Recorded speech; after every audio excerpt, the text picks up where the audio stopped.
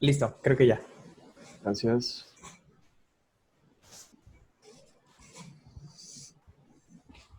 No sé si ahí vean las diapositivas.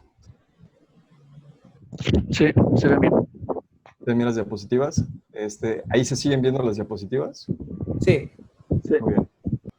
Bueno, este escrito, más bien este testimonio, lo titulé Un duelo a pesar del tiempo y la distancia. La primera vez que fui tocado por la muerte de un ser querido fue a partir de un duelo que no pudo encontrar vías de efectuación en las generaciones que antecedieron mi llegada. Unos abuelos perdieron a un nieto, unos padres a un hijo, un hermano perdió la posibilidad de ser el mayor y un sobrino perdió la posibilidad de reír con un tío.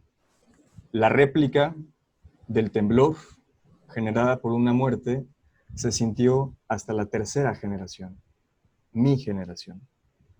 En los 70s, aquella mujer que estuvo embarazada, con el vientre lleno de ilusión, recibió la sugerencia del personal de salud de recibir unas vacunas antes de realizar un viaje a Brasil, para que no se contagiara de algún patógeno en esas tierras.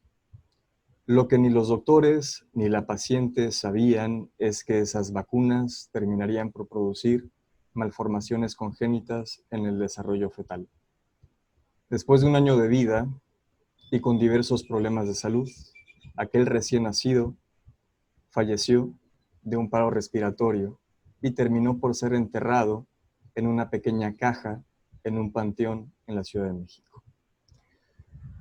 ¿Quién diría que los senderos de mi análisis me llevaron en su debido momento a exhumar con mis palabras ese dolor innombrable en forma de restos olvidados y excluidos en las dos generaciones que me antecedían, para efectuar un duelo que terminaría cambiando profundamente mi existencia?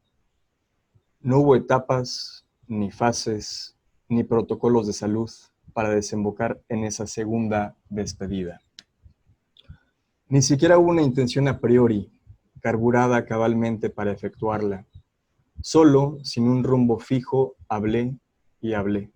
Y a partir de las intervenciones de aquel que me escuchaba, se fue circunscribiendo la orilla de un desfiladero circular que una repentina muerte dejó tras de sí.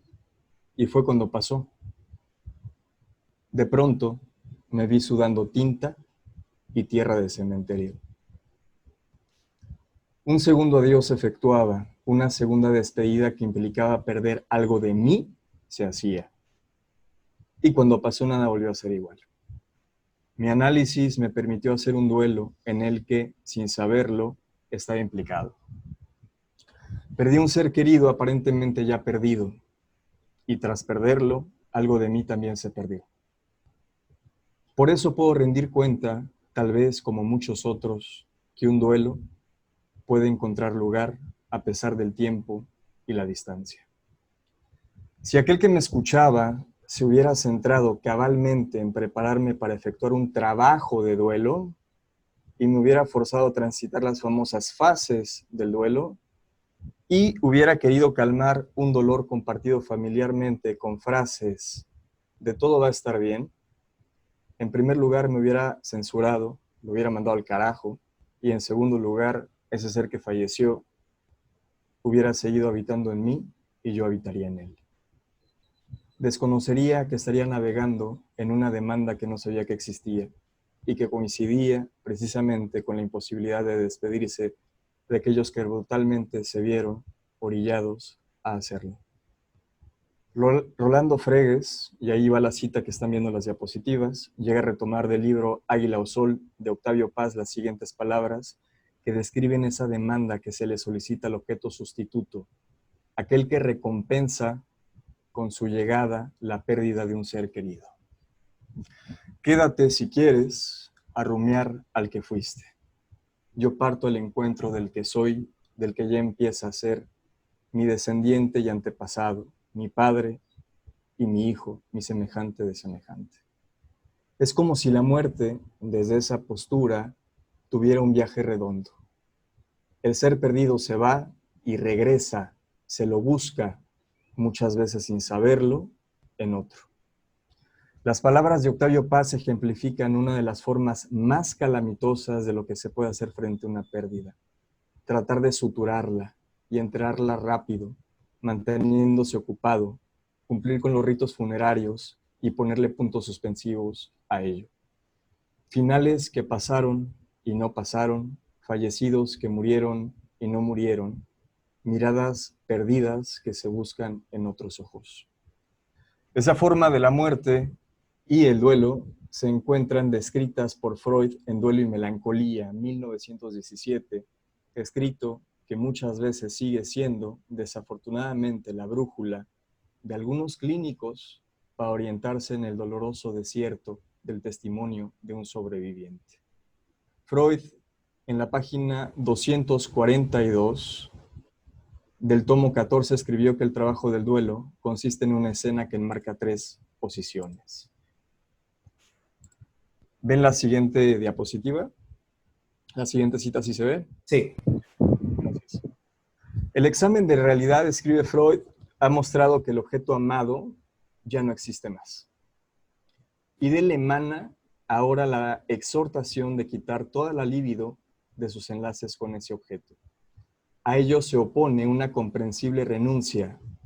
Universalmente se observa que el hombre no abandona de buen grado una posición libidinal, ni aun cuando su sustituto, hay que subrayar esta palabra, sustituto, ya asoma. Primera posición que se enmarca ahí en esa escena. El ser amado perdido deja un vacío en la realidad. Dicha realidad, a manera de escena, le exhorta al enlutado, segunda posición, que deje de amar, de extrañar, de desear, como si fuera tan fácil hacerle caso a la realidad. Habría que preguntarles a aquellos enamorados que corren tras fantasmas si es fácil hacerlo. El enlutado queda brutalmente posicionado como Erastés, como deseante de un amado, de un erómenos, que ya no le puede contestar su demanda. Se le grita al vacío y el vacío no contesta. El enlutado no quiere perder y se introduce la tercera posición. Entre el enlutado y el ser perdido se coloca un sustituto, un nuevo objeto libidinal, de alguna manera, con esa energía huérfana. Y aquí hay que retomar los comentarios que planteaba Ricardo, ¿no? Es decir, los nietos de Freud fueron el sustituto de Sophie en el Fordá. Freud, a dicha elaboración libidinal, la nombra trabajo de duelo, el cual posibilitaría un duelo normal. El alivio obtenido, por ende, en el duelo normal, según Freud, se efectuaría a partir de un olvido generado por la llegada de un sustituto. En México diríamos, un clavo saca otro clavo. Creo que habría que agregarle ese dicho con la condición de chingar la pared. ¿En serio podemos sustituir a un ser amado que ha fallecido? ¿Aquellas personas que han perdido a sus seres queridos en esta pandemia pueden hacerlo? ¿Se puede sustituir a una abuela, a un hermano, a un primo, a un querido amigo, a un hijo? ¿Se puede dejar de amar así de fácil? Porque la realidad lo dice. Freud, líneas después, en la página 252, ahí ven las diapositivas, ¿verdad? Las otras. Claro. Muy bien. En la página 252 diría que el duelo normal vence sin duda la pérdida del objeto. Y ahí escribo, sí, en efecto, pero es una victoria falsa. Porque es un combate que se ganó haciendo trampa, sacando el comodín, el sustituto bajo la manga. Desde el sesgo freudiano de la lucha, el enemigo a vencer es la pérdida. En este sentido se acepta la muerte y por la vía del sustituto se deniega la pérdida, como aquel que solo cambia o que solo puede cambiar de cuerpos y nombres, mas no de pareja. Y aquí retomo las formulaciones que articula Ernesto Lansky en el 96 en su escrito sobre cuando Freud trata con la muerte de personas queridas.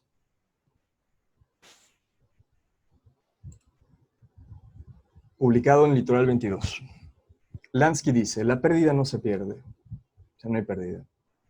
No termina de perderse, se compensa, mejor aún se recompensa. Hay algo que continúa existiendo, no muere con quien ha muerto. El muerto no se lleva eso con él. Pareciera que en esta cuenta la pérdida no resta, tampoco suma del todo, más bien permanece embalsamada, momificada. Por lo tanto, cuando se deniega la muerte, el objeto perdido queda replegado a una especie de lugar opaco y la libido queda libre para volver a darle brillo a un sustituto. Con ese mismo sesgo de hace 103 años, fecha de publicación de Duelo y Melancolía, encontramos en plena pandemia un documento oficial emitido por la Secretaría de Salud titulado Recomendaciones en duelo durante la pandemia de COVID-19. Este es el documento. Está en la página de coronavirus.gov. Ahí ven las diapositivas, ¿verdad? Sí, solo, perdón que te interrumpa, hay algo sobre edición que estorba un poco la cita. Perdón, voy a intentarlo hacer así. El problema es que no se ve muy bien. Espérenme tantitito. Bueno, se las leo, no pasa nada. Pero lo importante es ver la referencia. La dimensión social de nuestras pérdidas, dice ese documento, se ha visto eliminada. El apoyo social asociado a estos rituales es muy importante para que el proceso del duelo sea normal y no se convierta en un duelo complicado. Analicemos la cita.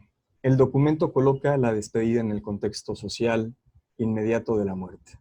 Al igual que Freud con su exhortación del examen de realidad, es decir, la muerte está en el mismo lugar de la despedida, que no es lo mismo. No es lo mismo muerte y despedida. Bajo esta óptica, habría la exhortación de despedirse inmediatamente después de que acontece la muerte, una especie de despídete en cuanto antes frente al cuerpo, para que el duelo sea normal y no complicado. Y en este punto podemos preguntarnos qué duelo no es complicado, qué duelo es normal. El que no dura más de 6 meses, el que no imposibilita, el que inicia con la despedida del cuerpo, el que con catarsis suficiente se cierra, el que se perdona, el que se suelta, el que pasa las etapas de duelo. ¿Acaso el enlutado le importa llevar un duelo normal o patológico? ¿Tiene cabeza para ello? Concuerdo con los ritos funerarios, pienso que son necesarios, pero quisiera subrayar que no garantizan ni una despedida, ni mucho menos la efectuación de un duelo. Aquellos que en el dispositivo analítico han escuchado atentamente los testimonios de un analizante podrán estar de acuerdo que muchas veces se atreven a hablar de ese dolor indescriptible después de la fecha del deceso e incluso de los ritos funerarios, incluso generaciones después. Por ende, la recomendación para el trabajo de duelo en esta pandemia es la misma recomendación de hace 103 años. El examen de realidad ya te dijo que falleció tu ser amado. Despídete en cuanto antes para que retires tu líbido y puedas ocuparte, porque un sustituto ya se asomará. ¿Acaso no se puede entrever en esas recomendaciones una premura para efectuar y acelerar el duelo? Philippe Ariès, en el 77, en su obra El hombre ante la muerte, que es esta cita, afirmó que a partir del siglo XX, la tesis de los psicólogos es que la muerte de un ser querido es un desgarramiento profundo, pero que cura naturalmente, o sea, hablando del tiempo, a condición de que no se haga nada para retardar, otra vez tenemos la noción del tiempo, la psiquiatrización. Sin embargo, esa tesis de dichos psicólogos se viene abajo, es insostenible, porque el duelo no es una herida, ni mucho menos se tiene que curar. Y aquellos que lo intenten se podrán ver atrapados por el torbellino de la angustia y del furor curandis. Ya lo decía David Velasco en una canción llamada Pájaros. Está muy bonita la canción, se la recomiendo ampliamente. Compuesta en el 2018 por el grupo Porter. Y es esta cita. Me queda poco para consentirte, para arreglarme el alma, para poder soltar. Y que el viento se lleva todo, que ya no existes más, se está apagando tu mirada. Y que el tiempo cura todo, no es cierto. El tiempo no cura todo, señores. Lo preocupante es que hay algunos clínicos y muchas personas que piensan que sí, que con el tiempo pasará el dolor. Y solo puedo decir que esa posición, además de riesgosa, en lugar de posibilitar la efectuación de un duelo, solo inhibe su posibilidad, al ofrecer un alivio relativo a partir de un olvido necesario. Por lo tanto, en la efervescencia de la pandemia y en pleno siglo XXI se empuja al deudo que esté preparado y que se despida en cuanto antes, aun cuando se sabe que el tiempo no cura todo. En ese documento oficial de recomendaciones también se puede leer que se le sugiere al doliente lo siguiente. Vamos con la siguiente cita. Una sugerencia. Analiza esta situación desde tu corazón, con compasión y comprensión. No necesitas añadir más dolor a tu dolor. Solo a través del camino paciente y constante, otra vez tenemos esto del tiempo, hacia la aceptación, encontrarás consuelo y fortaleza. Es decir, aguanta, aguanta. Si en lo personal alguien me hubiera dicho eso a mí, aquellas veces que rendí cuenta en mi análisis de mis muertos, le preguntaría por qué quiere apagar el dolor, que le presento como la única vela que llegué a prender en el vacío incomprensible de una pérdida. O sea, ¿por qué me estás tapando la boca? O sea, ¿por qué me censuras? ¿Acaso el testimonio de un deudo puede angustiar al clínico? ¿Acaso ese clínico no se encuentra frente a una grieta en su logos, en su saber? Pienso que es mejor parar la oreja cuando escuchamos que no hay significantes que logren colmar esa grieta simbólica. ¿Por qué pensar que a alguien que ha perdido un ser querido le pueden añadir más dolor al dolor? O sea, como si hubieran dosis de dolor. ¿Acaso solo tenemos permiso de manifestar en etapas nuestro dolor? Además, ¿qué se hace si el corazón de un doliente o un pedazo de él se lo llevó el muerto? Y a dicho corazón que se le solicita comprensión no quiere comprender. Ahí se lo vamos a derivar a un psiquiatra porque da miedo que eso se complique. En otro documento oficial encontramos el mismo sesgo de hace 103 años. En la introducción de lineamientos de manejo general y masivo de cadáveres por COVID-19 se lee lo siguiente. Es esta cita. La potencial restricción de acceso a hospitales y acompañamientos de las y los familiares con el paciente grave que fallece puede incrementar la pena por falta de cierre del proceso del duelo. Repito, puede incrementar la pena. Es decir, se piensa que a partir de la presencia de los familiares frente al paciente grave, así como la presencia en los ritos funerarios, ayudarían a cerrar el proceso del duelo. Por lo tanto, en esa forma de pensar la muerte y el duelo, que coincide con la de Freud, es como si la despedida se tuviera que efectuar en el momento de la separación final con el cuerpo del ser amado. ¿Acaso no se escucha una interdicción normalizante que les peta al deudo despedirse en un lugar concreto y frente a un cuerpo? Como si uno al salir del velorio ahí dejara su despedida y el ser que falleció. Restricciones, mandatos y sugerencias se asoman en la forma del quehacer con la muerte que rinden cuenta de un periodo histórico donde la muerte se excluye, donde la muerte se deniega y donde diría Philippe Ariès, lo siguiente. Las lágrimas del duelo son asimiladas a las excreciones de la enfermedad. Se está convencido de que la manifestación pública del duelo y también su expresión privada, demasiado insistente y lánguida, es decir, esa cuestión del duelo patológico que se va a tardar muchísimo tiempo y cuanta cosa más, son de naturaleza morbosa. El periodo del duelo es el silencio del entorno mismo. El teléfono ya no suena, las gentes los evitan, incluso el enlutado es aislado para una cuarentena. Siniestra coincidencia con lo que dicho autor escribía hace algunas décadas, y siguiendo su afirmación, aquellos que han perdido seres queridos en esta pandemia, entonces viven, a solas muchas veces, dos cuarentenas. La que comenzó en marzo del 2020 y la cuarentena de exclusión social que realizan aquellos que no quieren ver esa grieta que representa su luto. Es mejor evitar al que perdió a un ser amado. No vaya a ser que me recuerde mi finitud. El riesgo de aquellos que se dediquen a la clínica en estos tiempos de pandemia sería justamente morder el señuelo de ofrecerle un protocolo de actuación a la persona que ha perdido un ser amado. Precipitarse, tapar el dolor, calmar la angustia. Angustia de angustias. ¿Qué decirle a alguien que ha perdido un ser amado por COVID-19 o por cualquier otra razón? En primer lugar, ¿se le tendría que decir algo?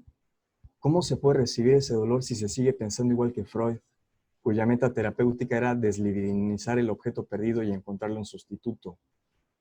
La pandemia, al igual que muchas otras catástrofes y tragedias, nos orillan a tener que mirar de frente, aunque no queramos a veces, una grieta que suele estar velada.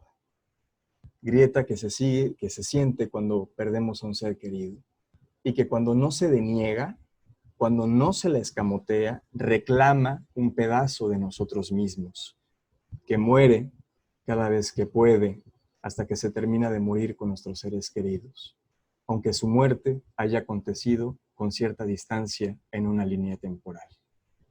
Podemos finalizar afirmando que solo a cada uno le tocará apagar la vela que se quedó prendida desde un entierro. Pero si alguien la sopla por uno, o nos dice cómo soplarla o cuándo soplarla, entonces cómo podemos genuinamente despedirnos. Gracias.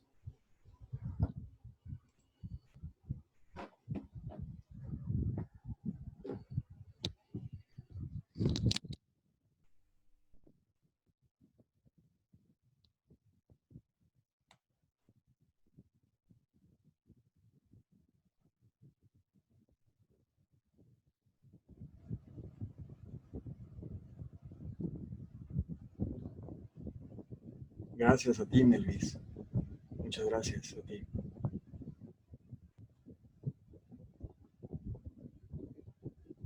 ¿Ahí me escuchan? Sí, ¿verdad? Porque creo que hay Sí, sí.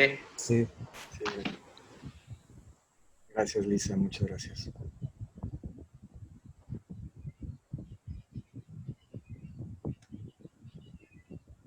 ¿Alguien quiere hacer alguna intervención hablada?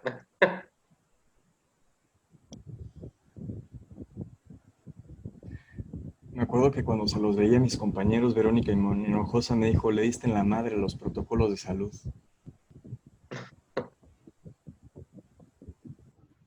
Y pues sí, cómo no. Bueno, yo creo que se dieron en la madre solos, ¿no? Con tanta función psi, normalizante, estadística.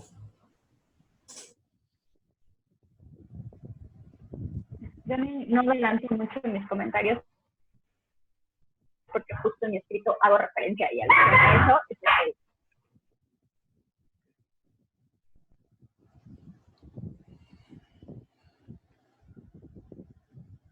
Si alguien tiene alguna pregunta, algún comentario, con todo gusto, ¿eh? O sea, sin pena, sin miedo. A ver aquí.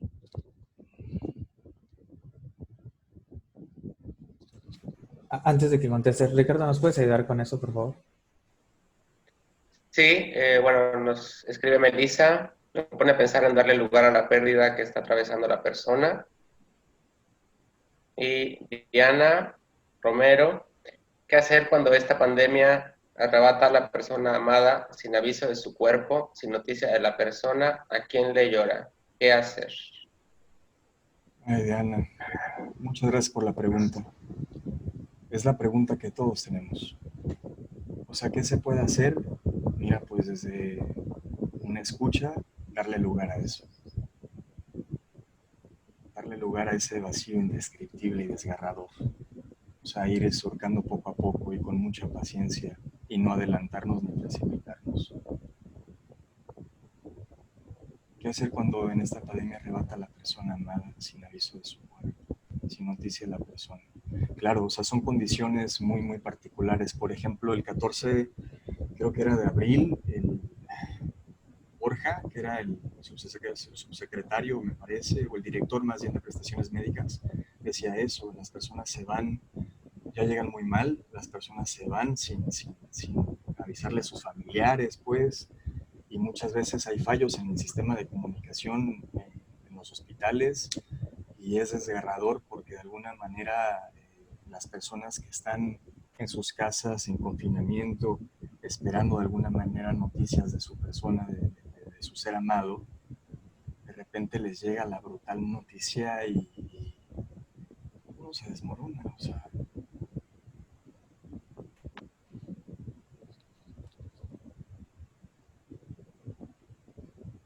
No sé si comentaron algo más, Ricardo.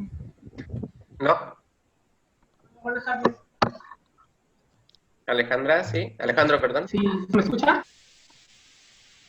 Así. Sí, En una de las citas que puso Estefan sobre las recomendaciones del gobierno para el duelo, mencionaba algo sobre la aceptación de la muerte.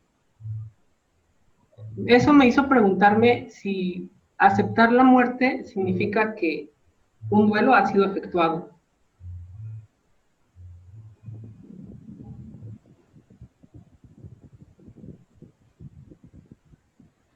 Porque, pues, pienso que uno puede aceptar la muerte de que un ser querido o algún familiar ya murió.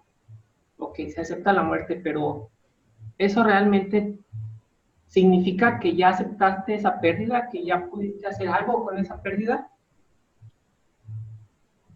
Yo creo que es una pregunta muy, muy valiosa porque, bueno, en efecto, uno puede llegar de alguna manera a aceptar que ya no lo vas a volver a ver, que ya no lo vas a volver a abrazar. Pero, de ahí a la efectuación de un duelo, y la efectuación de un duelo tan siquiera lo que plantea Lush en Erótica en el 2011, al igual que otros autores, es que además de una primera despedida hay una segunda, donde esa segunda despedida que tiene que ver con la efectuación de un duelo implica perder algo de ti, implica de alguna manera que algo de ti se vaya con el que ya se fue. A veces se acepta la muerte, a veces de alguna manera es lo que nos queda, pero solamente en casos como particulares, en la clínica, en un análisis, se puede ver o sea, qué se hizo en realidad con ese deceso, a pesar de cierta aceptación, ¿no? O sea, solamente un análisis podría rendir cuenta en cada caso particular sobre ello. tenemos un comentario de Bárbara Enríquez. Sí. Sensible y emocional, me llama la atención que cuando lees el texto del tomo 14 de Freud, lees renuncia cuando en realidad es renuencia. Y es justo eso lo que explica, que no se atrevan a hablar de lo que el duelo provoca. Y el duelo que merece son renuentes a ello y con ello a la libertad de entrarle al dolor posibilita. Y con ello a la libertad que entrarle al dolor posibilita. Sí, es correcto. O sea, el texto de Freud habla de renuencia, ¿no? O sea, como que no quiere de alguna manera dejarlo. Y yo hablo de renuncia. ¿Es correcto esa acotación, Bárbara? ¿A eso te referías?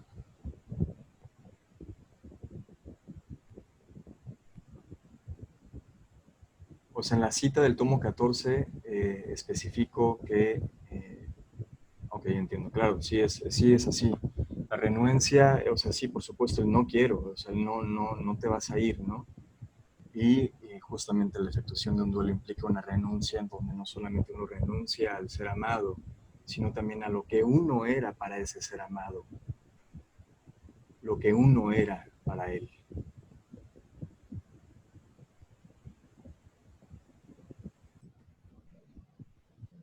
Gracias por el comentario tan afortunado y tan acertado, Bárbara. Gracias.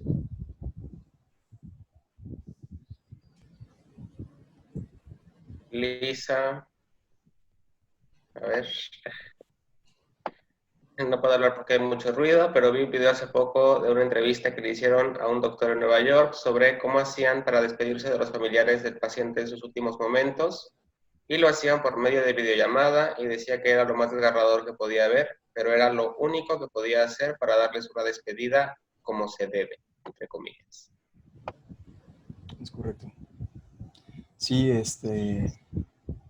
sí, totalmente. Hay muchos, por ejemplo, en Italia, de hecho hay un decreto que justamente se llama el derecho a despedirse, ¿no? Entonces, varios médicos de Italia agarraron y consiguieron dispositivos electrónicos para que de alguna manera la despedida se hiciera por parte del deudo, ¿no? Es decir, por parte de alguna forma para hacer llegar esta información. Yo creo que de alguna manera la pandemia actual, como en otras, como le pasó a Freud acerca de lo de la cita que retoma Ricardo, acerca del para qué te escribo, que le escribe al yerno, implican justamente una forma de ir bordando cosas. Hay miles de cartas que se escriben, que están pendientes de entregarse por el personal de salud, por los enfermeros y los médicos, ¿no? Pero yo creo que la intención del testimonio, tan siquiera del cual rindo cuenta, es que, pues sí, o sea, está difícil, está muy difícil la situación, está muy brutal y es muy desgarrador el hecho de que no podamos estar con las personas que nosotros amemos e incluso acompañarlos en eso, que eso alivia y ayuda bastante. Sin embargo, eso no imposibilita un duelo. O sea, no imposibilita la posibilidad de alguna forma de efectuar una despedida, incluso ya pasando el tiempo y la distancia. Esa era la intención del testimonio. 7 No minutos. gracias. No tiene por qué ser una imposibilidad, ¿saben? Esta situación.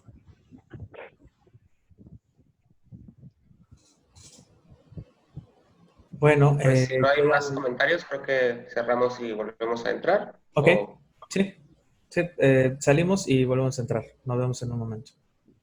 Gracias.